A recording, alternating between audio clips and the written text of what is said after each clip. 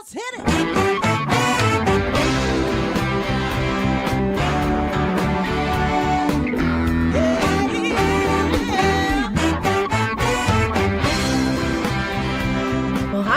And welcome to Alzheimer Speaks Radio. I'm your host, Lori LeBay, and I'm so excited that you're joining us today.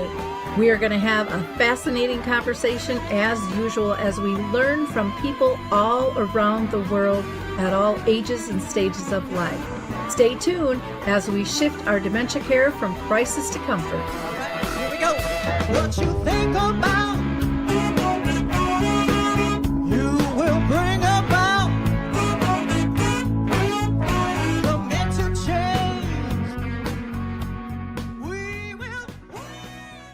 Hi everyone, it's Lori LeBay with Alzheimer Speaks Radio, and I hope you enjoyed our introduction music. It's called Clarion Call by the Mark Arneson Band.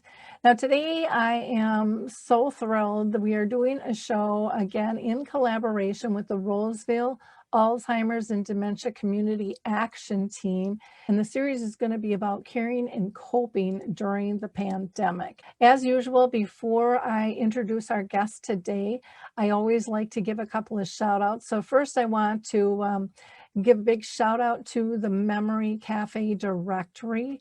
They do a fantastic job and have organized all the cafes in 5 different countries, so they're easily accessible for us to find.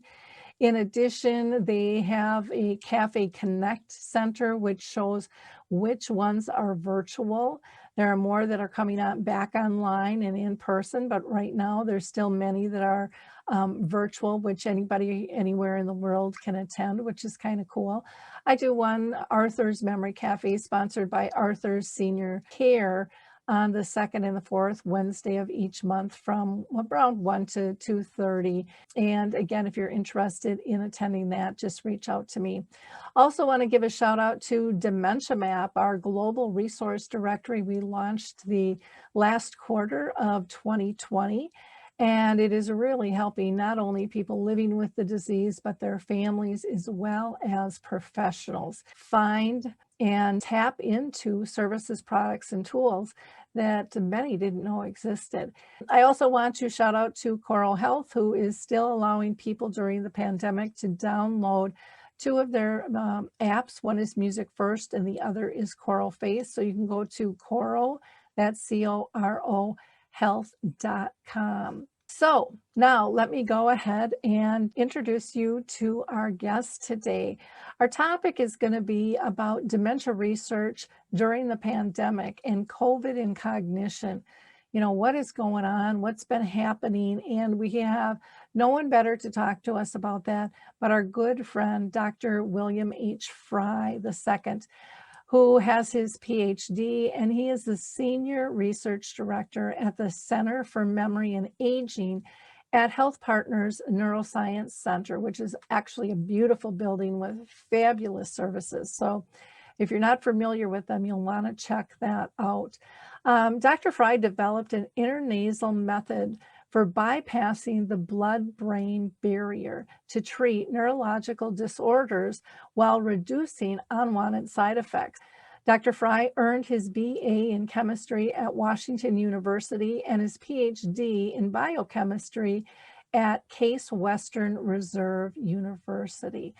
Well, Dr. Frey, I am so excited to have you on the show today. You know, our history goes back quite a ways at your clinic. My mom even had her brain diagnosed by you upon autopsy, and you were so helpful with that. So I'm excited to have this conversation with you today. I can't wait to hear what has changed. I know you want to do a little PowerPoint presentation, which I think will be really easy for our audience to follow. So if you want to go ahead and do that, and I am going to back out of the conversation so you have full view. Well, thank you so much, Lori, and it is great to be able to talk with you today. As you know, we're talking today about dementia research during the pandemic and COVID-19 and cognition. And I'm going to start off today with just a brief mention of the patents that we have filed over many years. And when I say we, I'm really talking about the nonprofit foundation that I work for that's associated with HealthPartners and Regions Hospital here in St. Paul.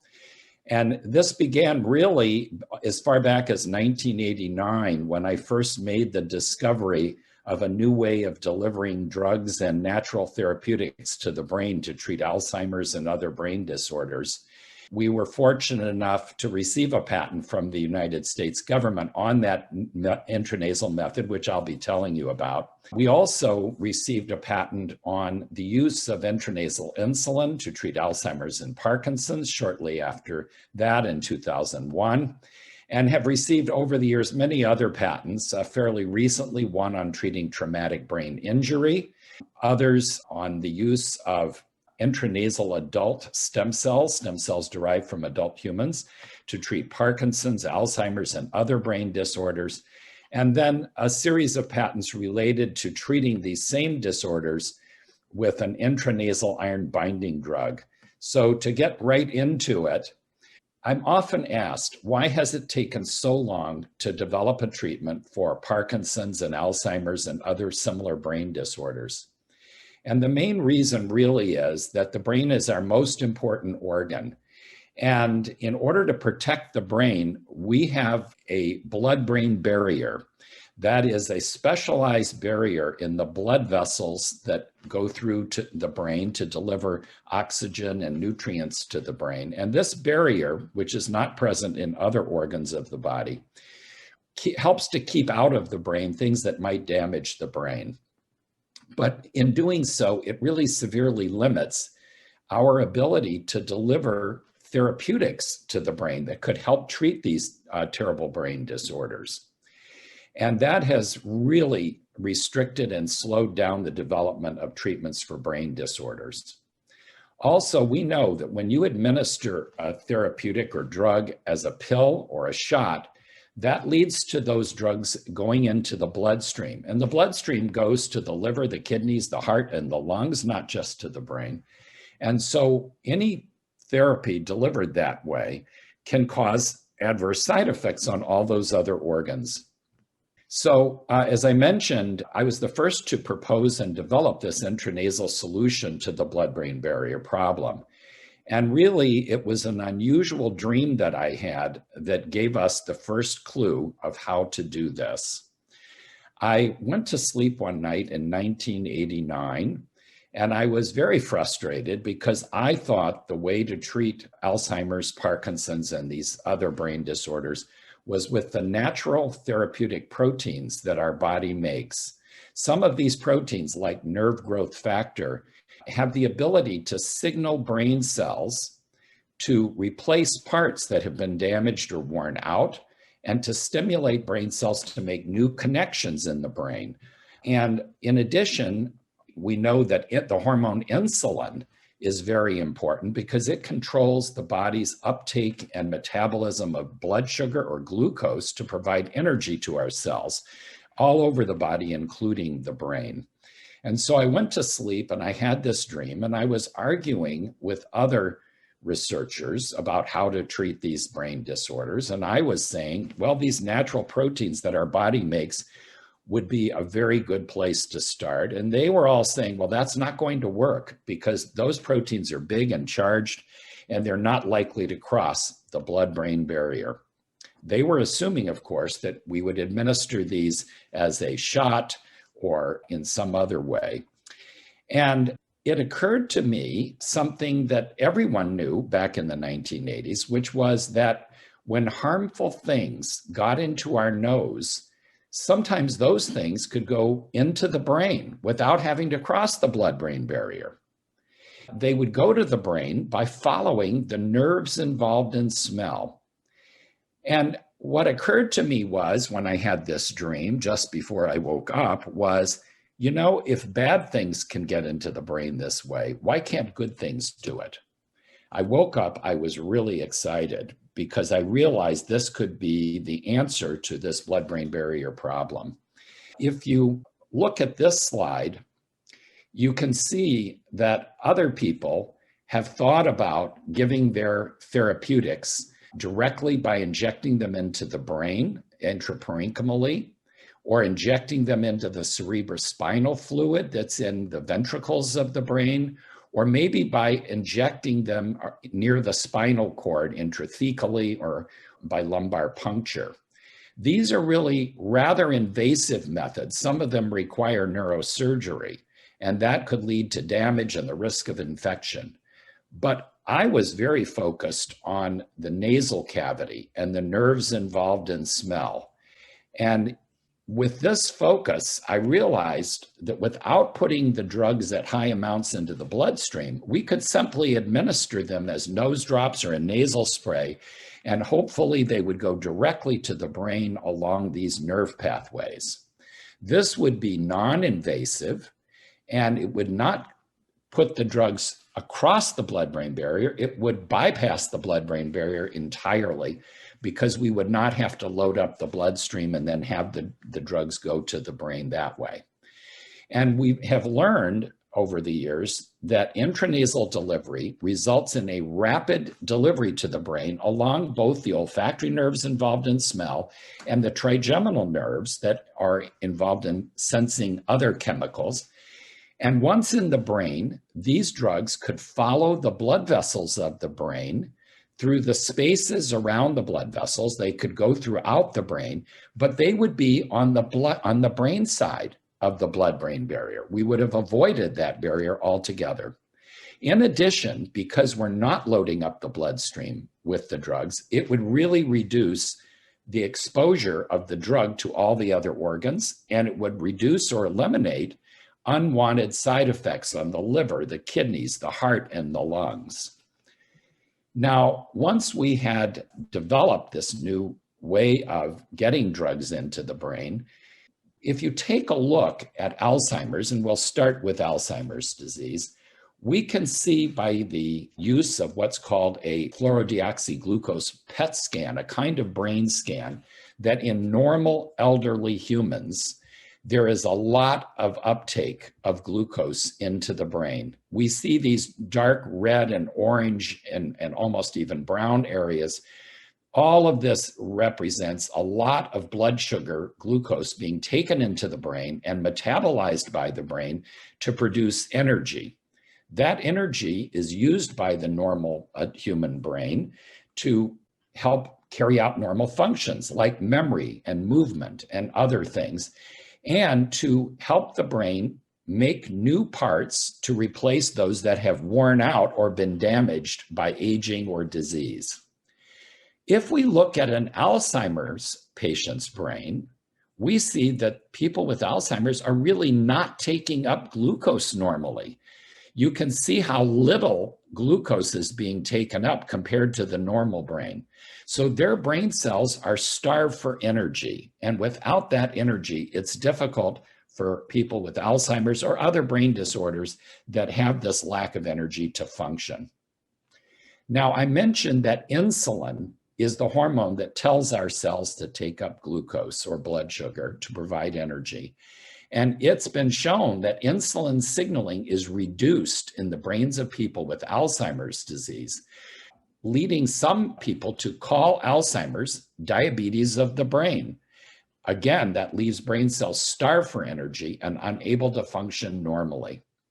Our discoveries covering intranasal delivery of insulin to the brain to treat Alzheimer's and Parkinson's have been followed by multiple human clinical trials.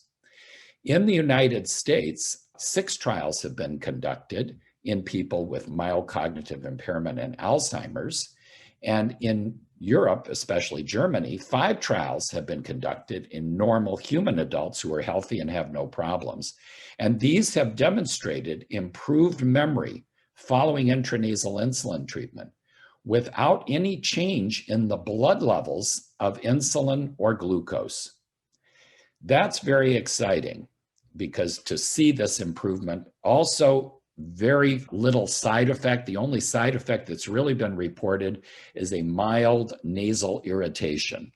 So to have a treatment that uses a natural substance that's already in our body that can actually improve memory in people with Alzheimer's is very exciting. Now, I want to point out that not everyone who has Alzheimer's shows improved memory when given intranasal regular insulin.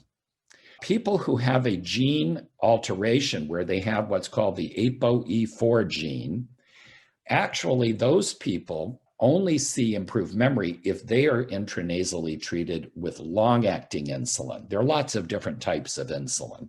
So this is a complex story, but this is the basic findings that I want you to know about. Now, in connection with the fact that people with Alzheimer's don't have enough insulin signaling, we also know that people who have type 2 diabetes have twice the risk for getting Alzheimer's disease.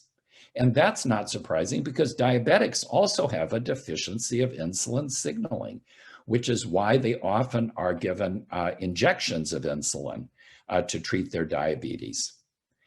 At this point, human studies are really needed to determine if intranasal insulin can reduce the risk of people with diabetes, their risk of getting Alzheimer's. There are close to 30 million people just in this country alone with type 2 diabetes.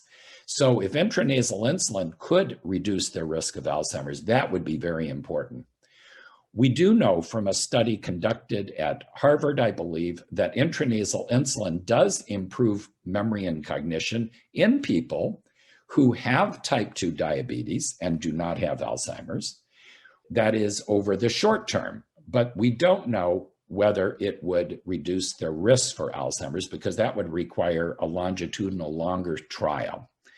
Also, we believe that intranasal insulin can help people who have type 1 diabetes or juvenile diabetes.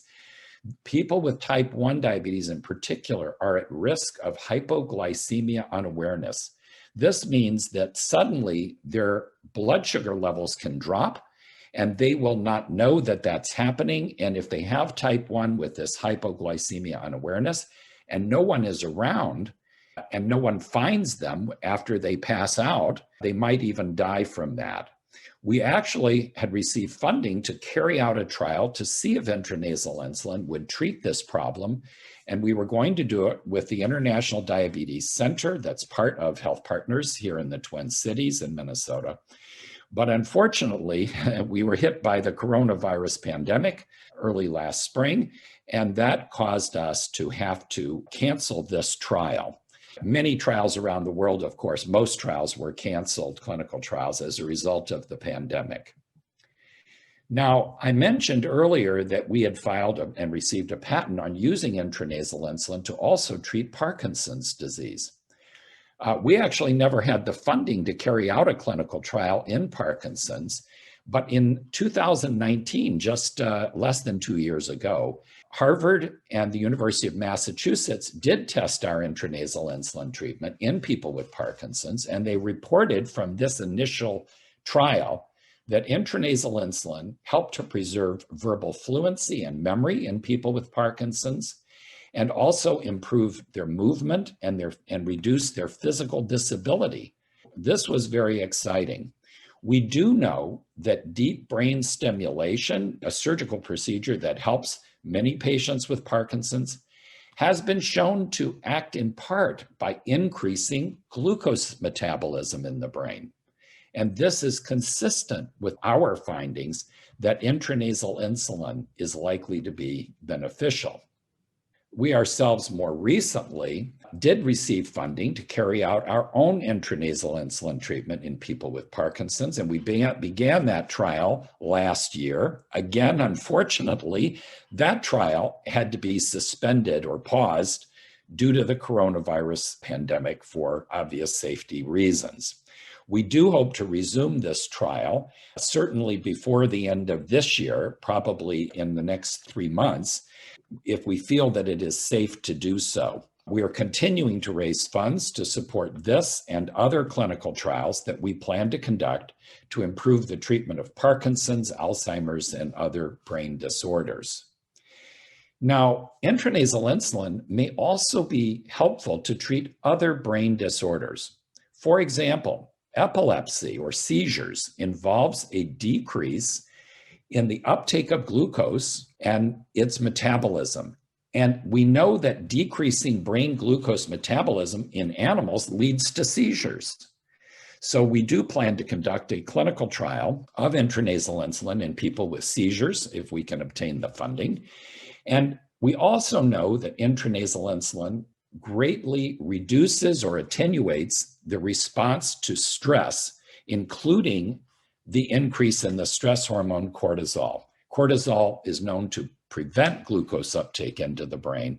And since intranasal insulin has been shown in adult men to attenuate this stress response and reduce cortisol, this may be a good way to treat post-traumatic stress disorder. Finally, we're interested also in treating traumatic brain injury and concussion in people. And we showed with studies conducted at the US Military Medical School that were done initially in rats. Before we can do them in humans, we have to show this is safe and effective in rats, that in fact, intranasal insulin helps animals with a head injury to recover very dramatically. There are also reasons why we are interested in intranasal insulin for treating multiple sclerosis, but we only have a limited amount of time today, so we won't be going into that.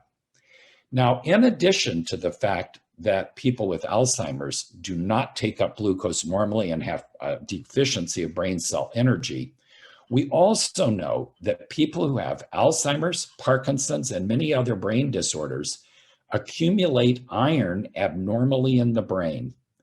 Now, this does not have to do with how much iron you obtain in your diet. Obviously, we all need iron. We don't want to become anemic. And so this is unrelated to diet. This is more related to how the brain is handling iron and whether it is maintaining the proper levels of free iron, or if that iron is accumulating abnormally, which we know that it is in these brain diseases. The problem with iron accumulating abnormally is that free iron can promote oxidative damage, which we showed many years ago inactivates the key receptors required for memory and can also affect other receptors like those involved in movement and normal brain function. Fortunately, for many years, there has been a generic drug called deferoxamine, and this drug binds iron with very high affinity, and it's been used in humans for several decades to treat iron overload in the bloodstream. In fact, in a 2-year clinical trial in patients who had Alzheimer's disease, giving this iron binding drug by intramuscular injection reduced their decline by 50%, which is really a big improvement. But unfortunately, giving it that way causes a number of side effects. And getting it into the brain is difficult. It doesn't cross the blood-brain barrier well. It only survives in the bloodstream for about 20 minutes is the half-life. So we've developed and patented an intranasal deferoxamine or iron binding drug treatment for Alzheimer's, Parkinson's, and other brain disorders. In animal studies, we've already shown that giving this iron binding drug intranasally reduces memory loss in a mouse model of Alzheimer's, and it improves memory in normal mice who are perfectly healthy. We've also shown that it can treat Parkinson's disease in animals, both the kind of Parkinson's that's caused by toxins that can damage brain cells, dopamine brain cells, or the inherited form of Parkinson's. Researchers in Europe showed it protects against the damage in the inherited form of Parkinson's in animals. Also, we've shown that when given to animals that have a stroke, it dramatically reduces their brain damage by 55%, and those animals don't become paralyzed and don't die from the stroke the way animals do who have not been given intranasal deferoxamine. So we're in the process now of talking to the FDA to get their approval to conduct clinical trials of this intranasal iron binding drug in people who have Alzheimer's, Parkinson's, and other brain disorders as funding for those trials becomes available. I also want to tell you about another exciting treatment that has been developed for Parkinson's that was reported just in 2019, the reference at the bottom there. We know that a protein called alpha-synuclein is found in the brain and the gut. And this protein normally helps nerve cells to be resistant to viral infection and the propagation of the virus. It accumulates in the enteric nervous system of the gut, but it can migrate from there to the brain, conferring immunity in advance of an infection. Unfortunately, in Parkinson's disease, this protein accumulates abnormally in the brain. And there is a new drug in development that might really help slow Parkinson's progression by targeting this protein found in the gut. And this new treatment, we feel, might be helpful not only to treating the gut problems associated with Parkinson's, but potentially also the progression of Parkinson's disease itself. So there are a number of different types of treatments in development. Now I want to turn to the last type of treatment that I want to discuss, and that is the use of adult stem cells taken from adult humans or adult animals. If we're treating animals, we would use the stem cells from animals. And Dr. Danielen in Germany, who's our collaborator, has shown that stem cells obtained from the bone marrow of adults bypass the blood-brain barrier when being administered intranasally and target only the damaged areas of the brain in animals to treat Alzheimer's, Parkinson's, and other brain disorders. Intranasal stem cells are very anti-inflammatory, and all of these diseases like Alzheimer's and Parkinson's are inflammatory diseases. So these stem cells are anti-inflammatory, and they can also supply the brain what it needs to regenerate and treat these disorders.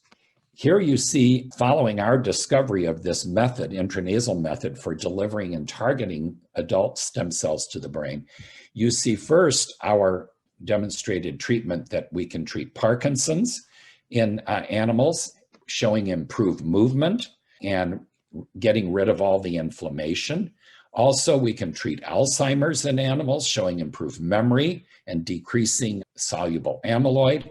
And researchers in the Netherlands have used our same treatment to treat neonatal brain damage and neonatal ischemia. These would be disorders similar to cerebral palsy and other kinds of things. At Emory, researchers have used this treatment to treat stroke. In Sweden, Dr. Franzen and others have shown the treatment of multiple sclerosis and improved recovery and remyelination by giving cells intranasally.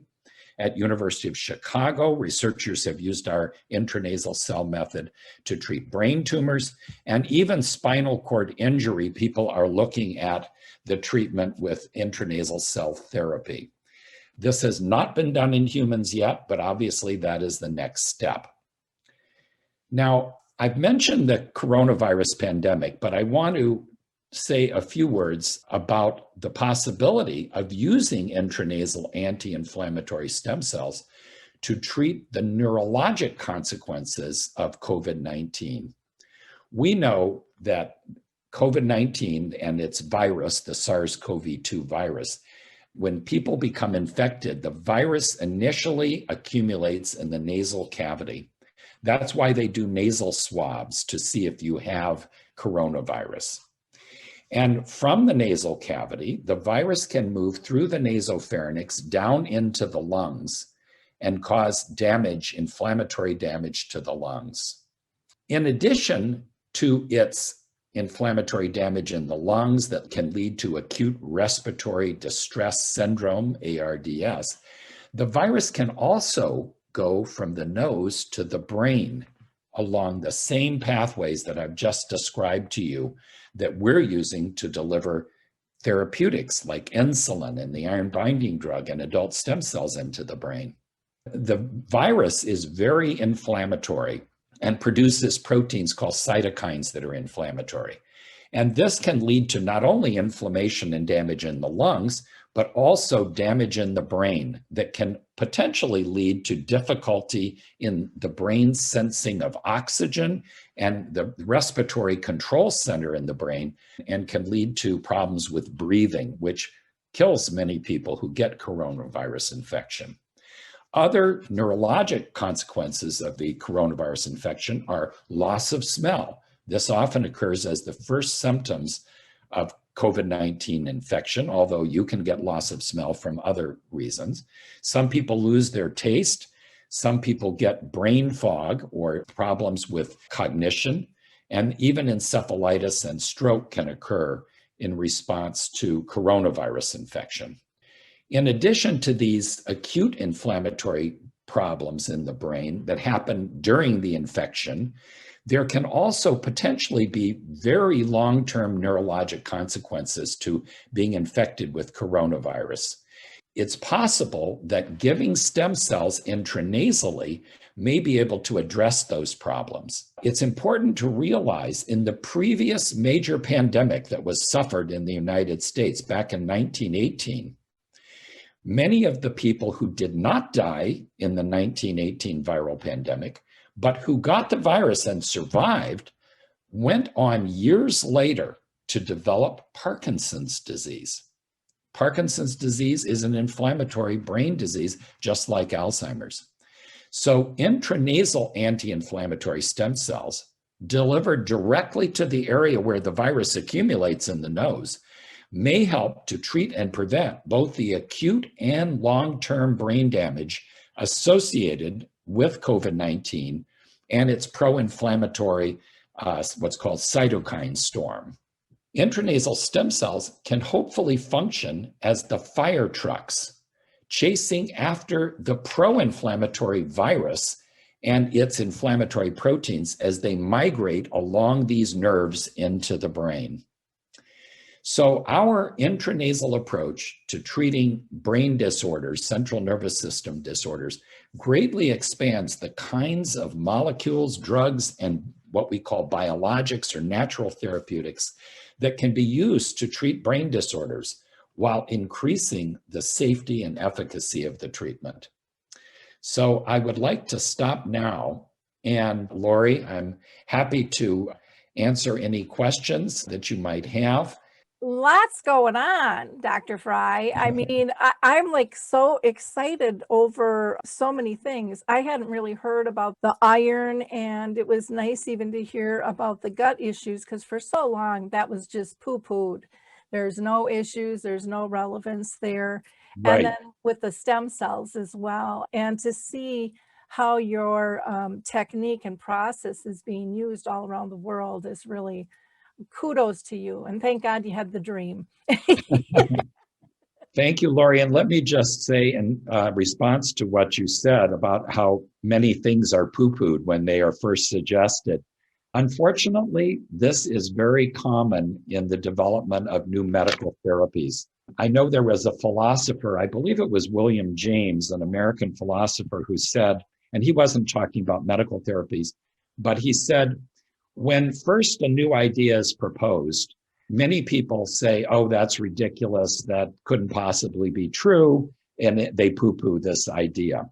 Then as the evidence begins to accumulate, those same critics say things like, oh, yes, but we knew that all the time. And then later, as it really becomes successful, they say, oh, yes, and I invented that. So this is a human nature kind of thing. And when we first proposed intranasal delivery of therapeutics to the brain, we were told by the National Institutes of Health not to reapply to them for funding until we got someone who knew something about biology to work with us, because this idea that you would put something in the nose and it would magically appear in the brain just was crazy.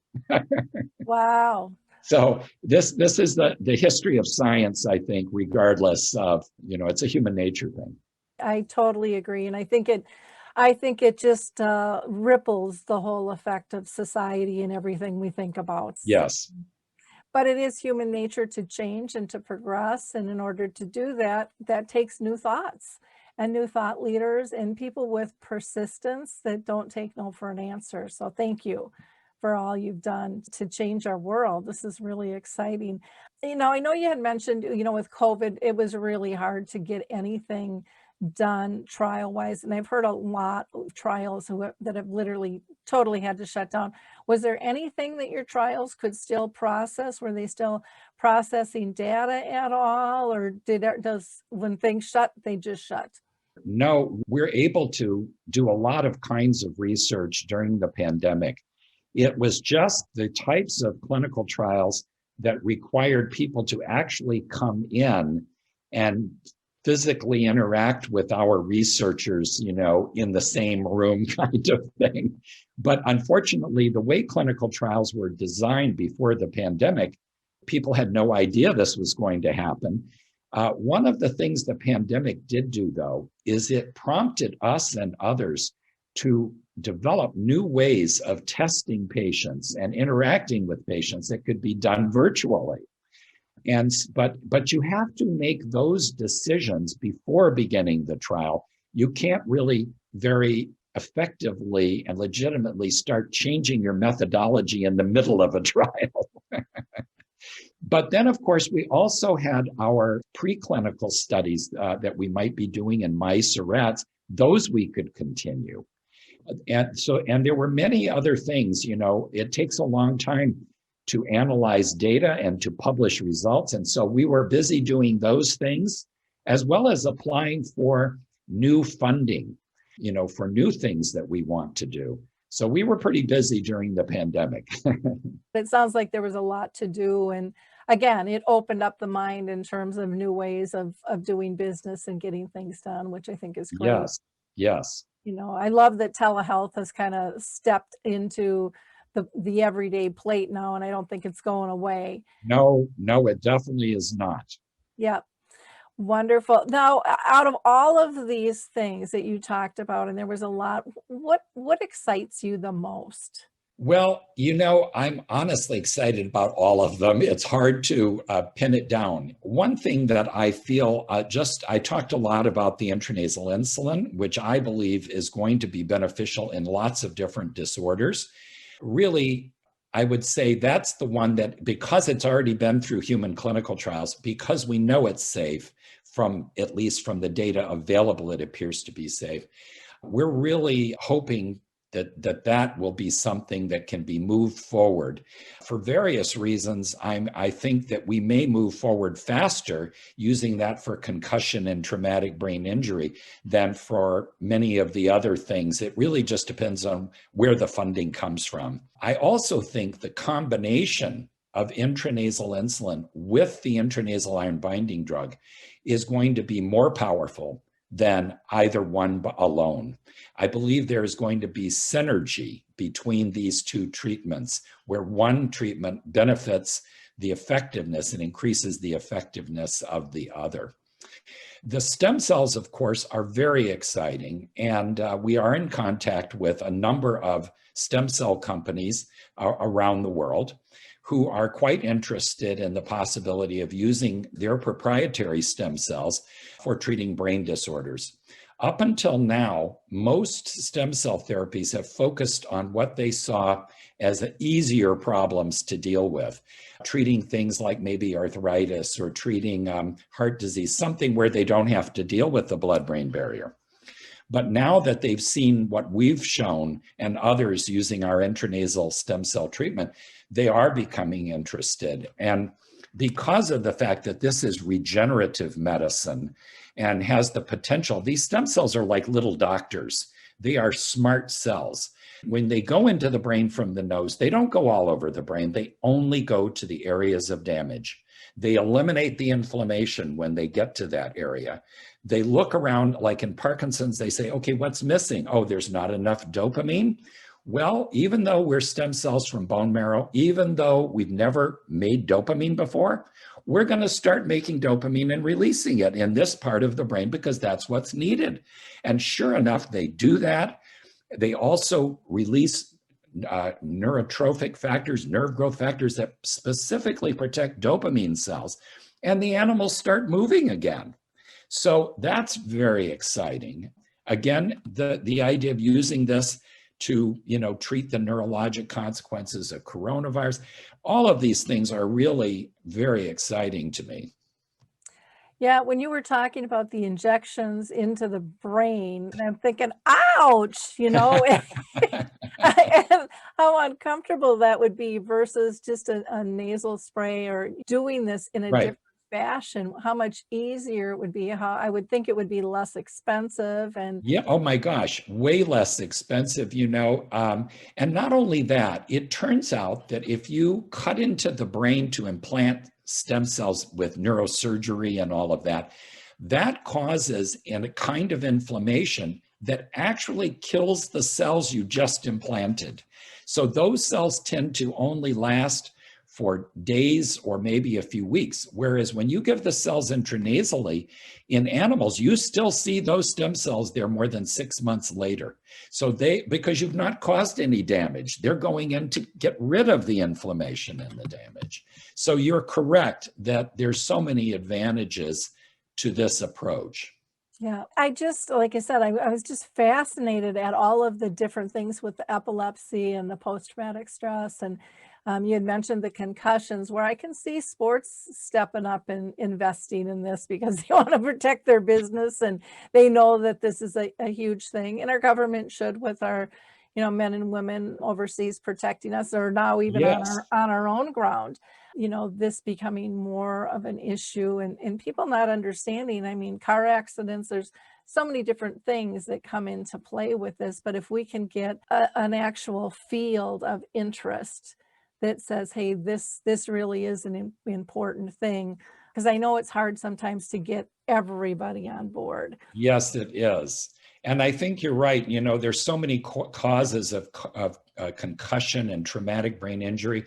I mean, I never played football. I've, as an adult, not had a car accident or anything. But just as a child, I remember the first head injury I had. I was on the back of a friend's bicycle, and he lost control of the bike and jumped off.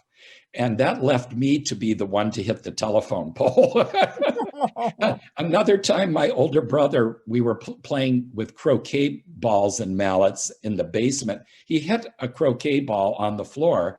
It hit one of the mallets on the floor, flew up in the air and hit me in the forehead. I mean, the fact that I'm still partially normal and functioning is kind of remarkable. But, as children, there are lots of concussions and head injuries. And we know that concussion and head injury can increase our risk for things like Alzheimer's later on. If you're knocked unconscious, these are not good things for you. So the more we can do to develop treatments for all of these disorders, the better. Yeah, well, I know you had mentioned even brain cancer and tumors and stuff, and that's what my Yes. dad died of. And I remember the doctors saying this probably goes back to an old accident he had when he was a child, when he got kicked by a horse. Now, I don't know if that's true or philosophies Mhm. have changed on that, but it sticks in the back of my mind going, well, that's kind of And interesting. And the cell therapy field, not only do we have adult stem cells from adults, but we also have a kind of cell called a natural killer cell. And those cells are good at killing cancer cells. The studies that have been done intranasally so far at University of Chicago and other places have looked at stem cells given intranasally and found they target brain tumor cells and also can reduce the size of tumors, et cetera. So there's a lot of potential for development there. Wonderful. I always want to kind of bring it back to the dementia realm again. And COVID, we're just starting to see some of the ripple effects that were apparent, and I think that's going to keep rolling out. Do you think people with dementia faced more unique problems than the average bear getting ill with COVID? Yes, I do think so. Because if you already have a problem in the brain and then you get coronavirus, and the virus causes the production of these inflammatory proteins called cytokines in the nose, we know that those proteins will go from the nose to the brain along the nerves involved in smell. And this is not going to be good for people, for anyone, but especially people who are dealing with an inflammatory brain disorder like Alzheimer's or Parkinson's. We have to think too, if you think about the connection between chickenpox and shingles. So we know that people who get chickenpox as children, which I certainly had, and recover from it, that the virus that causes the chickenpox, even though you've recovered from the chickenpox, stays in your body. And when you become 70 or 80, that different things can reactivate that virus and lead to you getting this painful disorder called shingles. Fortunately, there is a vaccination to help prevent that. But similarly, if you get coronavirus, even if you don't die from it, and even if your symptoms are not terrible, there is the possibility that virus will also stay in your system and may be reactivated later to cause inflammatory brain disorders, whether Parkinson's or Alzheimer's or other things. So I think this virus, because it's accumulating in the nose in particular, and we've known viruses can go from the nose to the brain since the early 1900s, really.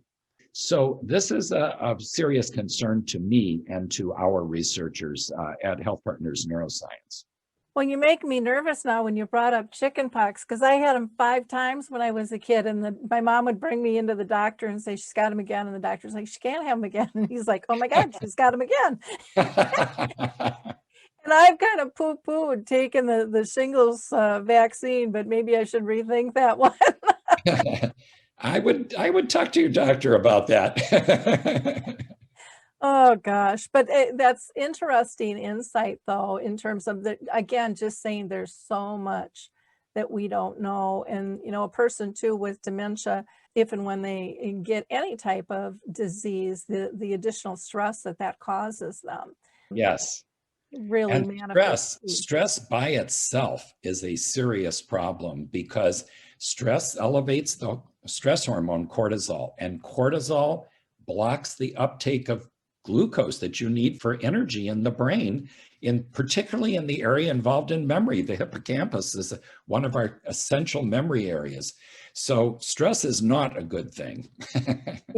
Yeah, that's it. And it's not good for any of us, but dementia gets even more complicated. And then when they're alone and feeling abandoned because their loved one can't even go to the doctor or the hospital with them, that's really difficult. In wrapping up, is there anything that you would recommend that people do to try to reduce their odds of getting dementia? I mean, I know it doesn't have any borders and it picks whoever the heck it likes. It seems like no matter who we are.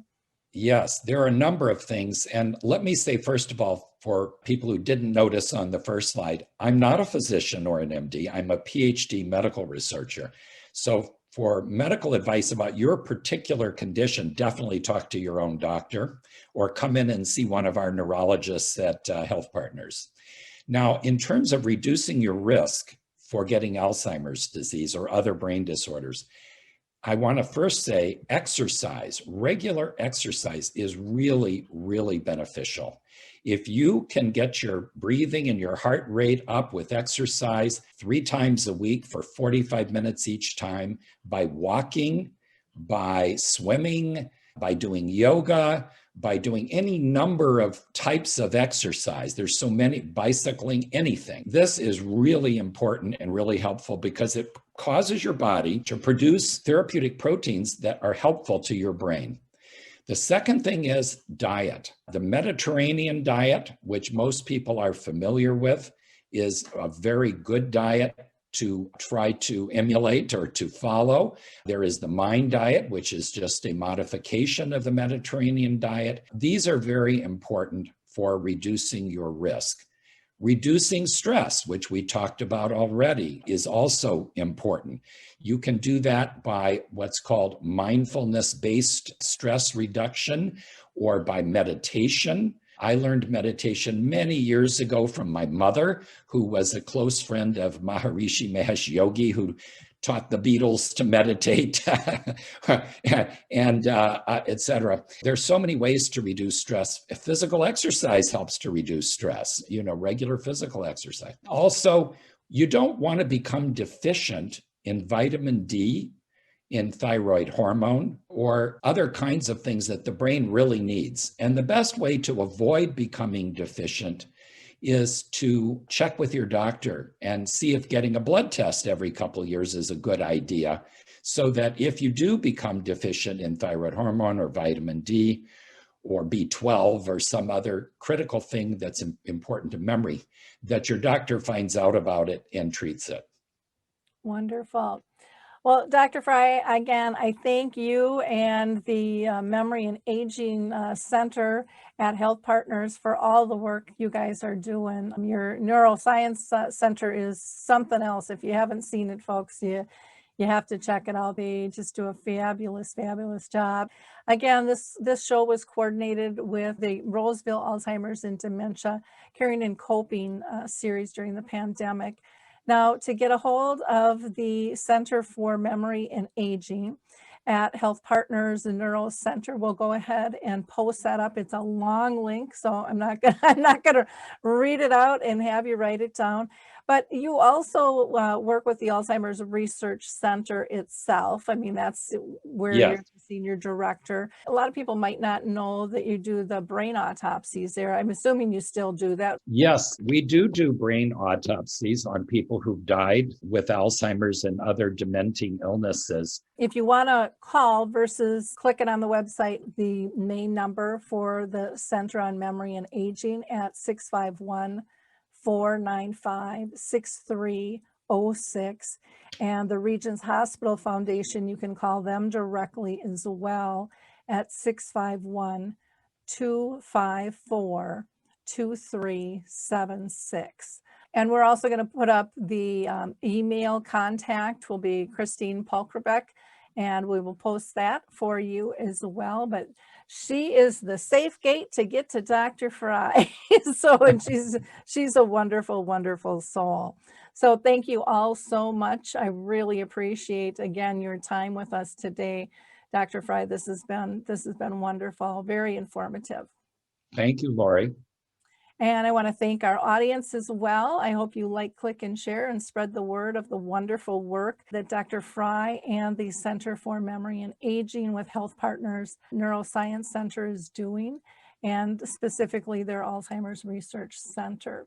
Again, thank you so much. It was fun talking to you again. Thank you, Lori, and thanks for everything you do. Okay. Well, I'm out there trying to make it. You sure are. You're out there succeeding. Okay, take care. Okay, bye. Bye-bye.